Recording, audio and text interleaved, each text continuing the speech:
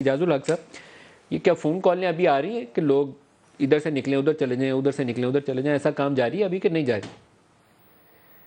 Situation है, chief minister ने अपने नंबर से किसी को अगर मैसेज किया है कि थोड़ी एहतियात करें, तो उसको इतना उछालना मेरा ख़्याल है कि अच्छी बात नहीं है, पहली बात।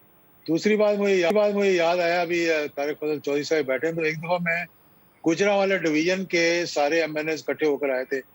शहबाज शरीफ साहब चीफ मिनिस्टर थे, उनके पास आए और उन्होंने एक उनका जो उस ज़माने में एसपी होता था, डीपीओ नहीं कहा जाता था, उसके बारे में शिकायत लेकर आए जी कि हम सब के सब आए हैं तो इसको तब्दील करें।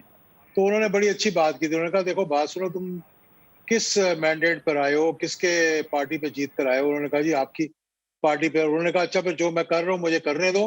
अगर ये करना है तो फिर जाएँ इलेक्शन लड़ें, इलेक्शन लड़ के जीतें अपने बलबूते पर फिर आएँ। तो इनसे भी मेरी यही दरख्वास्त है कि ये इतनी जो बातें कर रहे हैं सारे, इनको चाहिए कि बस इस्तीफा दें, जाएँ जेयूआईएफ में शामिल हो, बाय इलेक्शन लड़ें और वापस आ जाएँ, फिर जो मर्ज़ी करें वहाँ पर।